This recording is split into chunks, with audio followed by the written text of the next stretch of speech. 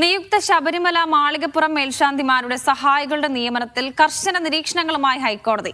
മേൽശാന്തിമാരുടെ സഹായികൾ ആരെന്നതിൽ ദേവസ്വം ബോർഡിനോട് ഹൈക്കോടതി വിശദീകരണം തേടി. ഇവരുടെ പശ്ചാത്തലം ഉൾപ്പെടെയുള്ള വിവരങ്ങൾ വിശദമായ സത്യവാങ്മൂലത്തിൽ അറിയിക്കാനാണ് ദേവസ്വം ബെഞ്ചിന്റെ നിർദ്ദേശം.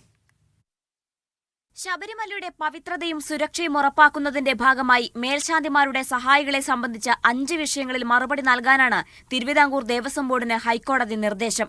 ശബരിമല മാളികപ്പുറം മേൽശാന്തിമാരുടെ സഹായികളായി നിയമിക്കപ്പെടുന്നവരുടെ പൂർണ്ണ പേരും വ്യക്തിഗത വിവരങ്ങളും അറിയിക്കണം. മുൻകാല ചരിത്രവും പശ്ചാത്തലവും വിശദീകരിക്കണം. സന്നിധാനത്ത് വരുന്നതിനു മുൻപ് ഇവരുടെ തിരിച്ചറിയൽ രേഖകൾ ശേഖരിച്ച് ക്രിമിനൽ പശ്ചാത്തലം ഉൾപ്പെടെ പരിശോധിച്ചിട്ടുണ്ടോ എന്ന് അറിയിക്കണം. ആരെങ്കിലും മുൻകാല മേൽശാന്തിമാരുടെ സഹായിമാരായി സന്നിധാനത്ത് ഉണ്ടായിരുന്നു. ഇവർ ശബരിമലയിൽ നിയമവിരുദ്ധ പ്രവൃത്തികളിൽ ഏർപ്പെട്ടാൽ ആർക്കാണ് ഉത്തരവാദിത്വം എന്നീ കാര്യങ്ങളിലും കോടതി വിശദീകരണം തേടിയിട്ടുണ്ട്.